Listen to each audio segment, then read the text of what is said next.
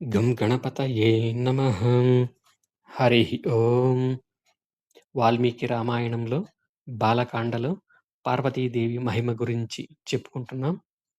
దుర్బుద్ధి గల ఓ భూదేవి, నీవు చౌడునేల మొదలగు వివిధ రూపములను కలిగియుందువు. నీవు పెక్కుమంది రాజులకు భార్యవు అయ్యెదవు. పెక్కుమంది రాజులచే పరిపాలింపబడుదువు. నాకు పుత్రుడు కలుగకుండా అడ్డుపడితివిగాన నా క్రోధమునకు గురి అయితివి. నీకును సంతాన సుఖ సంతోషములు లేకుండుగాక. పార్వతీదేవి శాపమునకు గురి అయి ఆ దేవతలు అందరును సిగ్గుపడుచుండుట గమనించి పరమేశ్వరుడు పశ్చిమ దిశగా వెళ్ళసాగెను.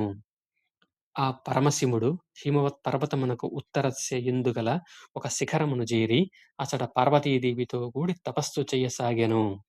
ఓ రామా! ఇంతవరకును పార్వతీదేవి యొక్క వృత్తాంతమును విపులముగా తెలిపితిని.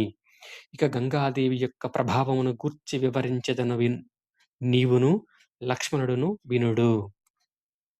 పరమేశ్వరుడు ఇట్లు తపస్సు చేయుచుండగా పూర్వము దేవతలు ఋషులతో గూడి సేనాపతిని గోరుకొనుచు బ్రహ్మదేవుని కడక వెళ్ళిరి. ఇంద్రాది దేవతలు అగ్నిని ముందుంచుకొని బ్రహ్మదేవునకు ప్రణమిల్లి ఆయనతో ఇట్ల విన్నవించుకొనిరి. ఓ దేవా! పూర్వము మీరు పరమేశ్వరుడి మాకు సేనాపతిగా నియమించియుంటిరి. ఆ శంకరుడు ఇప్పుడు పార్వతీదేవితో కూడి హిమవత్ పర్వతమున తపమునరించుచున్నాడు. కర్తవ్య విధానము నెరిగిన ఓ బ్రహ్మదేవా! ఈ సేనాపతి విషయమున లోకహితము గోరి అనంత కార్యమును గూర్చి ఆలోచింపుడు. ఇప్పుడు మాకు మీరే దిక్కు. దేవతల ప్రార్థనను ఆలకించి సర్వలోక సృష్టికర్త అయిన బ్రహ్మదేవుడు మృదు మధుర వచనములతో వారిని ఓదార్చుచు ఇట్లు పలికెను. పార్వతీదేవి శాప కారణముగా మీకు మీ పత్నుల యందు సంతానము కలుగు అవకాశము లేదు. ఆమె వచనము తిరుగులేనిది. ఇది ముమ్మాటికిని సత్యము. ఇందు సందేహము లేదు. ఆకాశమున ప్రవహించు ఈ గంగాదేవి యందు అగ్నిదేవుడు ఒక పుత్రుని పొందగలడు. అతడు దేవసేనాపతి అయి శత్రు సంహారకుడు కాగలడు. హిమవంతుని పెద్ద కూతురైన గంగ ఆ అగ్నిసుతుని శివతేజ ప్రభావమున అగ్ని వలన తనయందు జనించిన సుతుని ఆదరింపగలదు. అతడు పార్వతీదేవికి మిక్కిలి ప్రీతిపాత్రుడగును. ఇందు సంశయము లేదు. ఓ రఘునందన! బ్రహ్మదేవుడు పలికిన ఆ మాటలకు దేవతలందరూ సంతసించి తాము కృతార్థులైనట్లు భావించిరి. అనంతరము వారు బ్రహ్మదేవునకు ప్రణమిల్లి పూజించిరి. అంతట ఆ దేవతలందరూ గైరికాది ధాతువులతో విలసిల్లుచున్న కైలాస పర్వతమునకు చేరి పుత్రోత్పత్తికై అగ్నిదేవుని నియమించిరి. శివతేజమును భరించిన ఓ అగ్నిదేవ, ఈ దేవ కార్యమును నెరవేర్పుము. శైలపుత్రిక అయిన గంగయందు ఆ శివ తేజస్సును ఉంచుము అని దేవతలు పలికిరి. అగ్నిదేవుడు దేవతలతో అట్లే అని పలికి గంగాదేవి కడక వెళ్ళి, ఓ దేవి, గర్భమును ధరింపుము. ఇది దేవతలకును హితమనర్చు కార్యము అని నుడివెను. అప్పుడు గంగ ఆయన మాటలను విని దివ్యమైన స్త్రీ రూపమును ధరించెను. అగ్ని ఆమె సౌందర్యాతిశయమును జూచి శివతేజమును ఆమె ఎంతంతటను వ్యాపింపజేసెను. ఓ రఘునందన!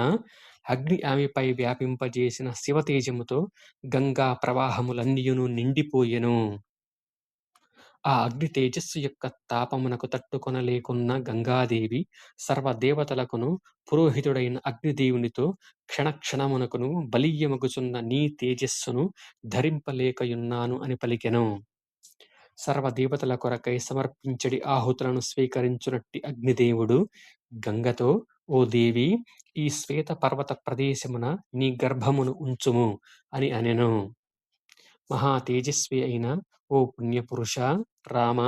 గంగాదేవి అగ్నిదేవుని మాటను పాటించి మిక్కిలి తేజోరాశి అయిన ఆ గర్భమును తన ప్రవాహముల నుండి అచట వదిలెను. గంగానది గర్భము నుండి వెడలిన తేజస్సు మేలిమి బంగారము వలె కాంతివంతమైయుండెను. కనుక ఆ తేజస్సు ఉంచబడిన భూమియు అతడి వస్తువులన్నీయును స్వర్ణమయములాయెను.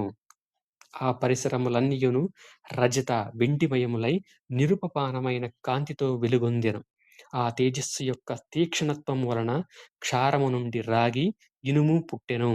ఆ రేతస్సు యొక్క మలము తగరము, సీసము ఆయెను. ఈ విధంగా ఆ తేజస్సు భూమిని చేరి వివిధ ధాతువులుగా రూపొందెను. ఆ గర్భము భూమిపై ఉంచబడగానే దాని తేజ ప్రభావముచే ఆ శ్వేత పర్వతము అందలి శరవణము అంటే రెల్లుగడ్డి సువర్ణమయములైన తేజరిల్లసాగెను. పురుష శ్రేష్ఠుడైన ఓ రాఘవ! అగ్నితో సమానమైన కాంతిగల ఆ బంగారము అప్పటి నుండియు జాతరూపము అను పేరుతో ప్రసిద్ధికెక్కెను. అచటి తృణములు, వృక్షములు, లతలు, పొదలు మొదలగునవి అన్నియును స్వర్ణమయములాయెను. తదనంతరము అచట జన్మించిన కుమారునకు పాలిచ్చి పోషించుటకై ఇంద్రుడు, మరుద్గణములు మొదలగు దేవతలు 6 మంది కృత్తికలను నియోగించిరి. ఈ బాలుడు మా అందరి యొక్క పుత్రుడగును అని ఆ కృత్తికలు దేవతలతో ఒప్పందము చేసుకొనిరి. పిమ్మట ఆ నిశ్చయముతో అప్పుడే పుట్టిన ఆ శిశువునకు పాలియ్యసాగిరి. అంతట అంతటా దేవతలందరును ఈ బాలకుడు కార్తికేయుడు అను పేరుతో ముల్లోకముల యందును ఖ్యాతికెక్కును. ఇందు సంశయము లేదు అని పలికిరి. గంగ ద్వారా అచ్చటికి చేరిన శివ తేజస్సు యొక్క ప్రభావమున పుట్టిన ఆ బాలుడు అగ్నివలె వెలుగొందుచుండెను. దేవతల మాటలను విని వారి ఆదేశమును అనుసరించి కృత్తికలు ఆ బాలకునకు స్నానము చేయించిరి. ఓ కాకుత్స్థ! ఓ రామా! గంగాదేవి గర్భము నుండి స్ఖలితుడైనందున దేవతలు అగ్నితుల్యుడై కారణజన్ముడైన ఆ మహానుభావుని స్కందుడు అని పిలువసాగిరి. కృత్తికల పోషణ వలన అతనికి కార్తికేయుడు అనియు పేరు ఏర్పడెను. అప్పుడు ఆ 6 కృత్తికల స్తనములలో సమృద్ధిగా పాలు ఏర్పడెను. 6 ముఖములు గలవాడై ఆ బాలుడు ఆ 6 నుండి స్తన్యములను గ్రోలెను. సుకుమార శరీరుడైన ఆ కుమారస్వామి ఒక దినము మాత్రమే వారి నుండి పాలు త్రాగి మహిమాన్వితుడై అతడు తన పరాక్రమము చేత రాక్షస సైన్యములను జయించెను. దేవతలు అగ్నిదేవుని నాయకత్వమున సాటిలేని తేజస్వి అయిన ఆ బాలుని కడకు చేరి అతనిని దేవసేనాపతిగా అభిషేకించిరి. ఓ రామా! నేను నీకు గంగా వృత్తాంతమును కుమార సంభవ గాథను విపులముగా తెలిపితిని. పవిత్రమైన ఈ గాథను విన్నవారు ధన్యులగుదురు. ఓ రామా! కుమారస్వామిపై భక్తిగల మానవుడు ఈ లోకమున దీర్ఘాయుష్మంతుడై పుత్ర పౌత్రాదులతో వర్ధిల్లును. తుదకు స్కంద సాలోక్య ఫలమును గూడా పొందును. గాధిస్థుడైన విశ్వామిత్రుడు కుమారస్వామి జనన వృత్తాంతముతో కూడిన గంగా గాథను శ్రీరామునకు వివరించిన పిమ్మట ఇంకను ఆయనతో ఇట్లు చెప్పసాగెను. పూర్వము సగరుడు అను మహారాజు అయోధ్యను పరిపాలించుచుండెను. అతడు మహావీరుడు, ధర్మాత్ముడు. ఆయనకు సంతానము లేకుండుటచే పిల్లల కొరకై తపన పడుచుండెను. ఓ రామ! విదర్భరాజు యొక్క కుమార్తె అయిన కేసిని అనునామె ఆ సగరుని పెద్ద భార్య. ఆమె ధర్మనిష్ట గలది, సత్యవాదిని. సుమతి అనునామె సగరుని రెండవ భార్య. ఆమె అరిష్టినేమి అని పేరు గల కశ్యపుని కూతురు, గరుత్మంతుని సోదరి, నిరుపమాన సౌందర్యవతి. ఆ సగర మహారాజు తన 2 భార్యలతో గూడి హిమవత్ పర్వతమును చేరి అచటి భృగు ప్రసరణ గిరియందు తపమాచరించెను. సగరుడు అచట ఒక 100 సంవత్సరముల పాటు భృగు మహర్షిని ఆరాధించుచు తపమునర్చెను. ఆ తపస్సునకు మెచ్చి సత్యవంతులలో శ్రేష్ఠుడగు ఆ ముని ఆయనకు ఒక వరమును ప్రసాదించెను. పుణ్యాత్ముడవైన ఓ మహారాజా! నీకు పెక్కుమంది పుత్రులు కలుగుదురు. లోకమున నీ కీర్తి ఇనుమడించును. నాయనా! నీకు ఒక భార్యయందు వంశమునకు వన్నె తెచ్చునట్టి ఒక పుత్రుడు ఉదయించును. మరి ఒక భార్యయందు 60,000 మంది పుత్రులు జన్మింతురు. ఆ రాజపుత్రికలు కేసిని, సుమతి అనువారు ఆ మహాముని వచనములకు మిగులు సంతసించిన వారై అంజలి ఘటించి ఆయనను ప్రసన్నునిగా చేసుకొని ఇట్లు నుడివిరి. ఓ మహాత్మా! మా ఇద్దరిలో ఒక్క కుమారుడు కలుగునది ఎవరికి? పెక్కుమంది పుత్రులను కనునది ఎవరు? మేము వినగోరుచున్నాము, మీ మాట జరిగి తీరును.